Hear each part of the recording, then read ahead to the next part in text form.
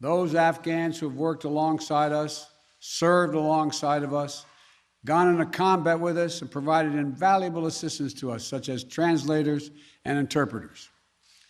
The United States stands by its commitment that we've made to these people, and it includes other vulnerable Afghans, such as women leaders and journalists.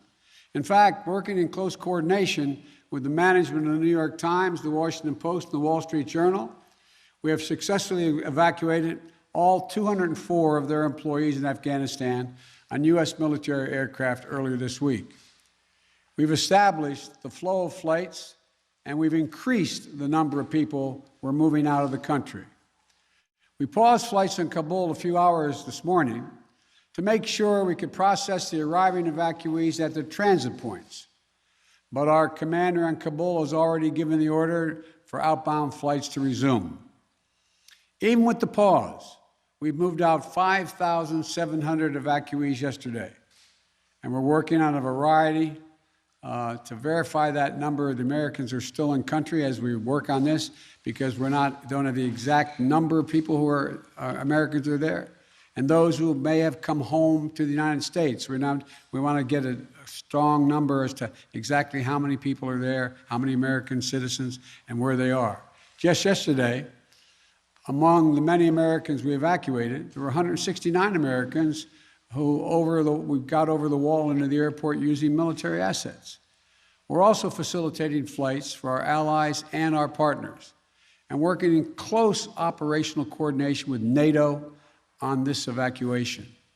For example, we provided overwatch for the French convoy bringing hundreds of their people from the French embassy to the airport. These operations are going to continue over the coming days before we complete our drawdown. We're going to do everything that we can to provide safe evacuation for our Afghan allies, partners, and Afghans who might be targeted because of their association with the United States. But let me be clear. Any American who wants to come home, we will get you home. But make no mistake, this evacuation mission is dangerous. It involves risks to our armed forces, and it's being conducted under difficult circumstances. I cannot promise what the final outcome will be, or what it will be, that it will be without risk of loss. But as Commander-in-Chief, I can assure you that I will mobilize every resource necessary. And as an American, I offer my gratitude to the brave men and women of the U.S. Armed Forces who are carrying out this mission. They're incredible. And as we continue to work the logistics of evacuation, we're in constant contact with the Taliban, working to ensure civilians have safe passage to the airport. We are particularly focused on our engagements on making sure every American who wants to leave can get to the airport. Where we have been seeing challenges with Americans, for Americans, we have thus far been able to resolve them. We've made clear to the Taliban that any attack on our forces or disruption of our operations at the airport will be met with swift and forceful response. We're also keeping a close watch on any potential terrorist threat at or around the airport, including from the ISIS affiliates in Afghanistan who were released from prison when the prisons were emptied. And because they are, by the way, and make everybody understand that the ISIS in Afghanistan have been the sworn enemy of the Taliban. I've said all along, we're going to retain a laser focus on our counterterrorism mission, working in close coordination with our allies and our partners, and all those who have an interest in ensuring stability in the region. Secretary Blinken, who's with me today, met this morning with our NATO allies in consultation about the way forward, so that Afghanistan cannot be used in the future as a terrorist base to attack the United States or our allies. For 20 years, Afghanistan has been a joint effort with our NATO allies. We went in together, and we're leaving together. And now we're working together to bring our people and our Afghan partners to safety. In the past few days, I've also spoken directly with the British Prime Minister, Mr. Johnson, Chancellor Merkel of Germany, and President Macron of France. We all agreed that we should convene, and we will convene, the G7 meeting next week, a group of the world's leading democracies, so that together we can coordinate our mutual approach, our united approach on Afghanistan and moving forward. We are united with our closest partners to execute the mission at hand. We've also discussed the need to work with the international community to provide humanitarian assistance, such as food aid and medical care for refugees who have crossed into neighboring countries to escape the Taliban, and to bring international pressure on the Taliban with respect to the treatment of Afghan people overall, but including Afghan, particularly women and girls. The past week has been heartbreaking. We've seen gut-wrenching images of panicked people acting out of sheer desperation. You know, it's completely understandable. They're frightened, they're sad, uncertain what happens next. I don't think any one of us can see these pictures and not feel that pain on a human level. Now we have a mission to complete in Afghanistan. It's an incredibly difficult and dangerous operation for our military. We have almost 6,000 of America's finest fighting men and women at the Kabul airport. And we're putting their lives on the line, and they're doing it in a dangerous place to save other Americans, our Afghan allies, and citizens of our allies who went in with us. You know, I talk to our commanders on the ground there every single day, as I just did an hour or so ago. And I made it clear to them that we'll get them whatever they need to do the job. They're performing to the highest standard under extraordinarily difficult and dynamic circumstances. Our NATO allies are strongly standing with us, their troops keeping sentry alongside ours in Kabul, as is the case whenever I deploy our troops into harm's way. I take that responsibility seriously. I carry that burden every day, just as I did when I was vice president and my son was deployed to Iraq for a year. There'll be plenty of time to criticize and second guess when this operation is over. But now, I'm focused on getting this job done.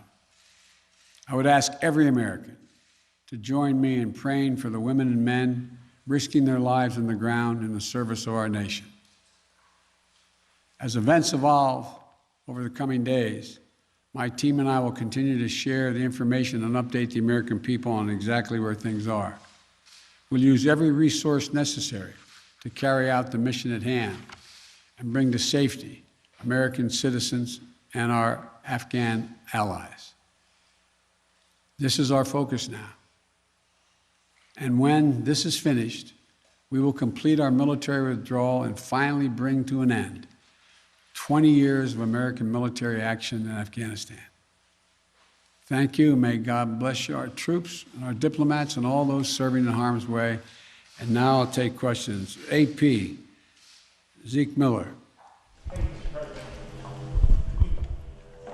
You now that you're election ushering an era where the rules can count on America to live up to these promises.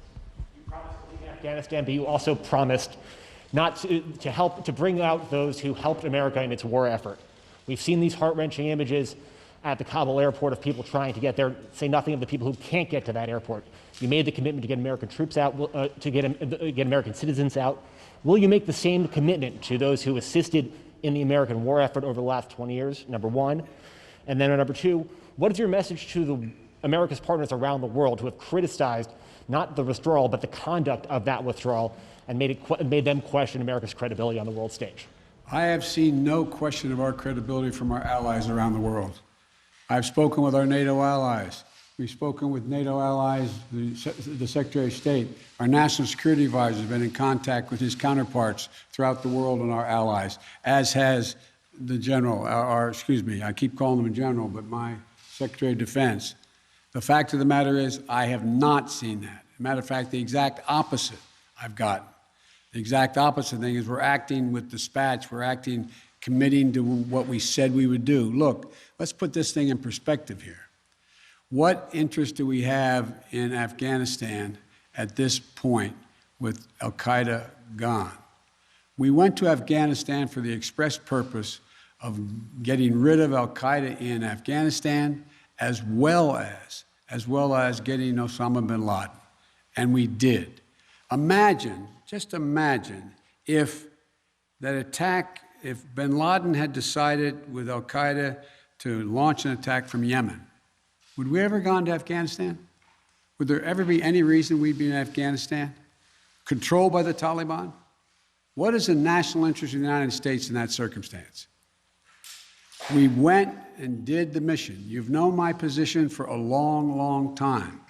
It's time to end this war. The estimates of the cost of this war over the last 20 years range from a minimum of $1 trillion to a think tank at one of the universities saying $2 trillion. That's somewhere between $150 million a day and $300 million a day. The threat from terrorism has metastasized.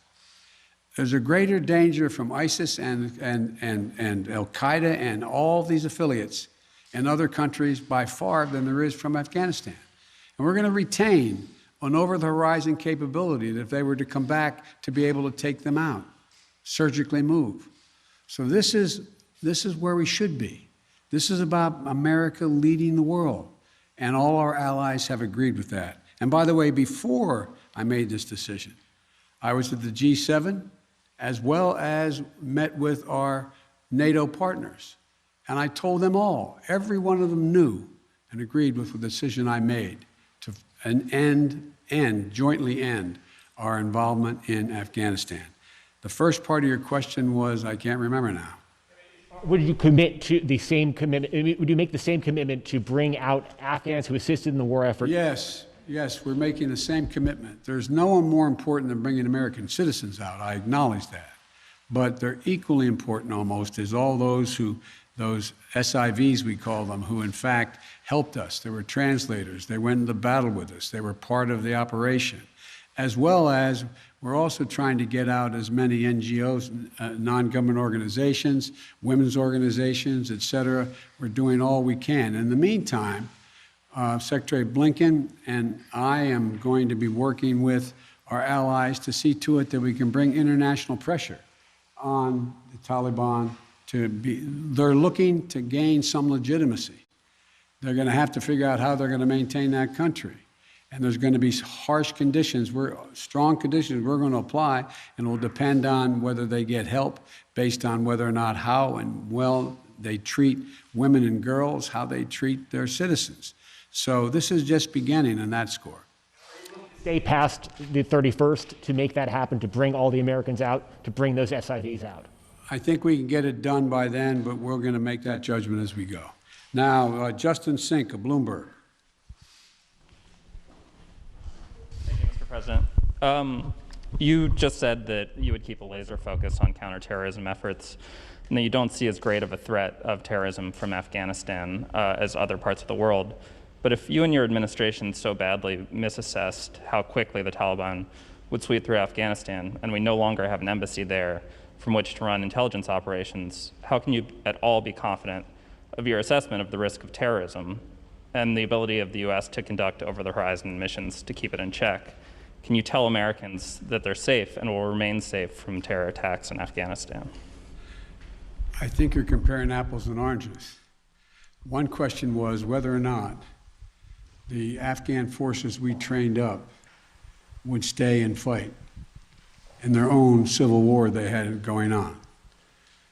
No one, I shouldn't say no one, the consensus was that it was highly unlikely that in 11 days they'd collapse and fall and the leader of Afghanistan would flee the country.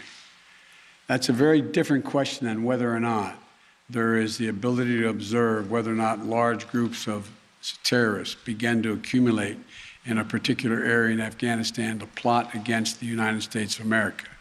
That's why we retained an over-the-horizon capability to go in and do something about that if that occurs. But in the meantime, we know what's happened around the world. We know what's happening in terms of what's going on in other countries where there is a significant rise of terrorist organizations in the Middle East, in East Africa, and other places. And so the bottom line is we're dealing with those terrorist threats from other parts of the world and failed states without permanent military presence there. We have to do the same in Afghanistan. Sir, just on that initial assessment, we learned over the last 24 hours that there was a dissent cable from the State Department. Sure. Saying that the Taliban would come faster through Afghanistan. Can you say why, after that cable was issued, the U.S. didn't do more to get Americans out? All kinds of cables, all kinds of advice. If you notice, it ranged from this group saying that they didn't say it'd fall when it would fall, when it did fall, but saying that it would fall, to others saying it wouldn't happen for a long time and they'd be able to sustain themselves through the end of the year. I made the decision. The buck stops with me. I took the consensus opinion. The consensus opinion was that, in fact, it would not occur, if it occurred, until later in the year. So it was my decision. Now, my next is Stephanie Ramos, ABC. Thank you, Mr. President. Two questions for you. The military has secured the airport, as you mentioned, but will you sign off on sending U.S. troops into... तो America के राष्ट्रपति को आप सुन रहे थे। अपने इस संबोधन में जो बातें उन्होंने कही हैं, उसमें बड़ी बात क्या निकलकर सामने आ रही है, वो मैं आपको सिलसिलेवार तरीके से बता देता हूं। सबसे महत्वपूर्ण और सबसे अहम बात ये कि किस तरीके से वहां पर जो अमेरिकी फंसे हुए हैं या फिर जो सैनिक हैं, उनकी वापसी होगी। इस पर अमेरिका काम कर रहा है और इस वक्त काबुल में 6000 उनके सैनिक हैं। अपने खिलाफ कोई भी हमला बर्दाश्त नहीं करेंगे, यह अमेरिकी राष्ट्रपति ने कहा। काबुल एयरपोर्ट पर अमेरिका का पूरा नियंत्रण है। जेल से छूटे आईएस, अल-कायदा के आतंकियों पर भी नजर है। बिन लादेन की तरह जरूरत किसी को भी नहीं करने देंगे। अब तक 14,000 जवानों को अफगानिस्तान से निकाला गया। दुनिया के सामने बड़ा संकट खड़ा हुआ है और अफगानी नागरिकों को भी सुरक्षित निकाला जा रहा है। ये बात भी अमेरिकी राष्ट्रपति ने कही। उनका यह कहना था कि मुश्किल हालात में हमारी सेना वहां पर काम कर रही है। अमेरिकी सेना पर तालिबान का हमला बिल्कुल भी बर्दाश्त नहीं किया जाएगा। तो इस बड़ी खबर पर हमारी नजर बनी हुई है। अमेरिकी राष्ट्रपति ने जो बातें कही हैं, उसके क्या मायने मतलब हैं, यह भी हम आपको समझाएंगे। फिलहाल एक छोटा सा ब्रेक। आप देखते रहिए एबीपी न्यूज।